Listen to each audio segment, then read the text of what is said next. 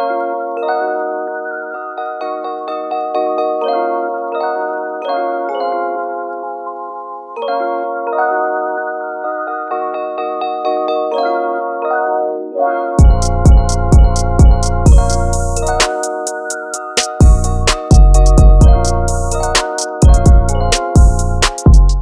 the Royal Mint is the UK's oldest brand. It's 1,000 years old and has been dealing with precious metals since its inception. And whilst we do currency and coin, actually the growing parts of our business is a consumer business, a precious metals investment business, and a commemorative coin business. And those are the businesses that we require the precious metals for. In fact, we're looking to become the home of precious metals.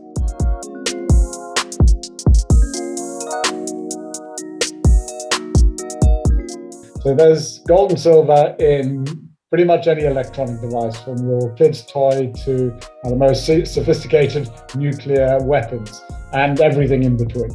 And as you use gold because of its conductivity. So the more secure you need the conductivity to be, the more gold there is normally in there. So a £1 toy, if it fails, not major problem. Your laptop, mobile phone, or a nuclear facility, if that fails, it's a little bit more of a problem. So there's different grades of electronic waste that are in different types of electronics.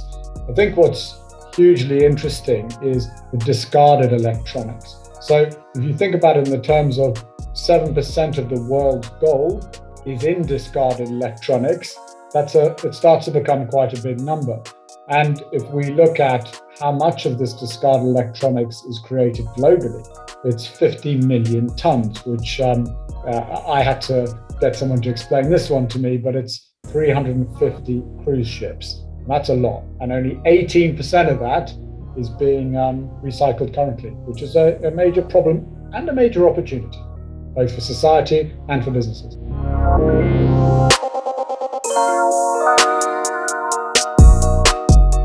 Essentially, if you just think about a beaker and a printed circuit board, if you dip that into the solution and remove it, literally it's in seconds, that solution would have taken 99% of the gold at 99.99% purity, and that is then precipitated out and you're left with the gold.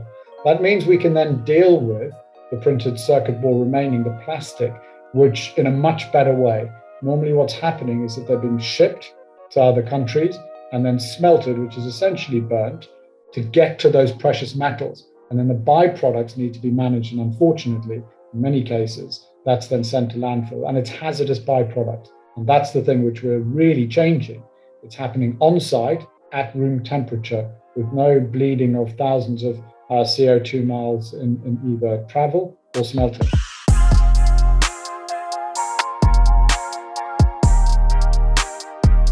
What we're left with is essentially then the plastics and what's got the embedded bromines in it.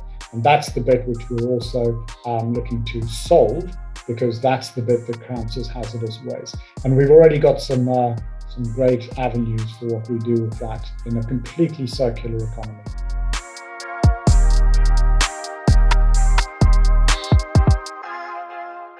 This wasn't so much about the price point of the precious metals.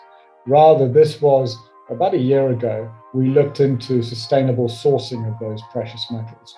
And that was a conversation we picked up on and looked at what are the different technologies out there that we could investigate and potentially partner with to try to create a better solution to a lot of the solutions that are out there currently.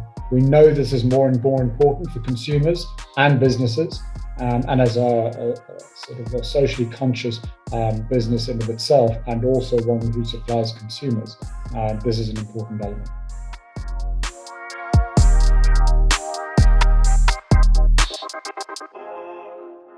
I think that we as a population need to get a lot more involved in and a lot more insight into. So just for on average, there's 20 discarded electronics on average in everyone's home. So what needs to happen, and what is increasingly happening, is those mobile phones. Just take a mobile phone. You can post those to suppliers, and they will pay you for the value of their mobile phone, because they recognise the intrinsic value that's in those phones. clearly, if you send it to recycling centres, they get recycled. And what happens to those is they get disaggregated and the parts are then moved into different companies such as ourselves.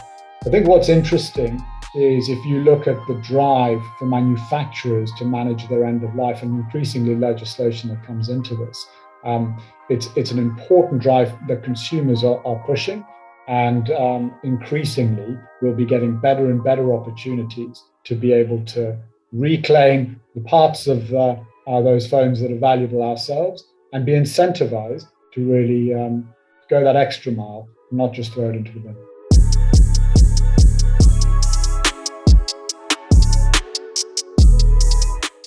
Good question. I wouldn't be able to give you the exact answer, and this is the reason why. Is if you look backwards in time, as you know, the iPhone of 15 years, 10 years, 5 years, 3 years ago has different levels of gold in it. And that's one of the interesting parts about the electronic waste market, and certainly around printed circuit boards. There's a huge amount of variation in the embedded gold. Even different laptops from similar manufacturers have different levels in them. And that's what makes this important. The technology that we've developed is the ability to selectively pull out the gold, and only the gold, 99% of it at 99.99% purity. That's the real differentiating factor here.